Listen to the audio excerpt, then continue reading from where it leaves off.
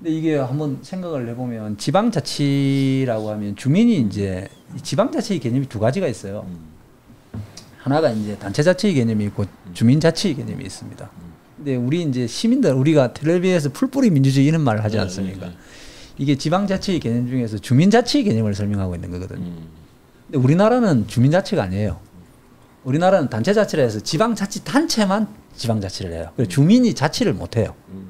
그러다 보니까 우리 시민들이 원하는 게 시정에 거의 반영이 잘 안 돼요.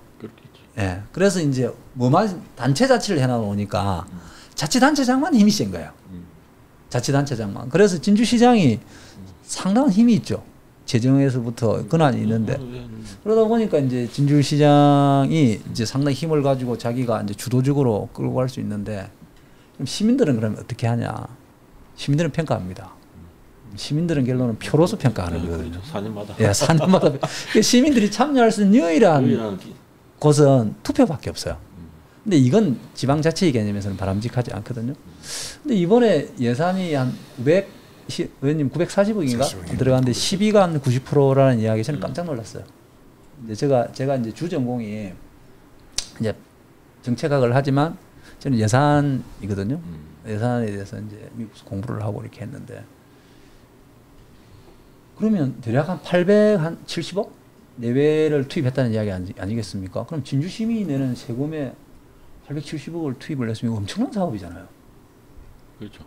엄청난 사업이지 않습니까? 그런데 예산은 이 지방세 이제 우리가 뭐 이렇게 지방세 수입의 대부분을 우리 의회에서 다 심의하고 다 처리하지 않습니까? 네.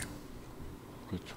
시의회 뭐 했어요? 나는 시의회가 도대체 교수님 저번부터 계속 시위를 뭘 하시는데 저는 뭘 안 할 수 없는 게 우리 시민들이 뭐 참여할 수 있는 공간이 없으니 우리 시의회가 정보를 확인할 수 접할 수 있는 기회도 드문. 그렇죠. 우리 시민들이 이거 알았겠습니까? 우리 거기다가 이번 같은 경우에는 그 뭔가 이 배열로 가려놓고 다 공사했지 않습니까? 그렇죠. 그러니까 시민들은 몰랐었고 내가 이거를 보니까 의원님 어떻습니까? 시의회에서는 일이 되는지 알았습니까? 그러니까 이게 이제 2022년 7월에 주 변경이 일어나지 않습니까? 네. 공교롭게도 저희가 이제 8대에서 9대로 바뀌고 9대 의회가 첫 시작하는 시점이 2022년 7월인데, 뭐 90%에 해당하는 예산이 한 방에 올라오진 않잖아요. 그렇죠. 이게 이제 계속비 사업이니까 연간 얼마씩 이렇게 올라오는데, 저 얼마 전에도 말씀드린 것처럼 이게 계속비 사업 같은 경우는 연말에 다음 연도 본 예산을 심사할 때 계속비 사업이 올라와서 이게 우리가 심사를 하지 않아요. 그러면 주 설명 내용은 계속비 사업이 아니라 다음 연도 본 예산에 대한 사업 설명을 지평부에서도 집중을 한단 말이죠. 그렇기 때문에 계속 사업 같은 경우는 쭉 읽고 그냥 넘어가 버리는 관심도가 떨어지는 거죠. 특히나 이 사업 같은 경우는 10몇 년씩 하던 사업이기 때문에 더더욱 좀 그런 게 있었기 때문에 저희가 그 부분에 대한 제대로 된 보호를 받지 못한 게 일단 1번이 있고, 그리고 방금 교수님 말씀 주신 것처럼 이 사업 변경이나 이런 부분에 대한 그 업무 공유의 시스템을 이번 기회를 통해서 좀 다시 한번 점검을 해보자. 이게 진주시에서는 10% 미만이기 때문에 설명하고 의견 정치할 의무가 없다라고 이야기해버리고 넘어가 버리는데, 지금 문제가 되고 있는 공원 지원 시설은 누가 봐도 그 광장의 가장 메인이 되는 시설이지 않습니까? 네, 그렇죠. 그런 부분에 있어서는 좀 업무 공유나 또 업무 보고에 대한 이 절차를 좀 강화해야 될 필요는 있다라는 생각을 사실 근데 합니다. 제가 알기로는 뭐 아직까지도 뭐 전체 시의원들이 네. 이 문제에 대해서 문제의식을 갖지 못하고 있다.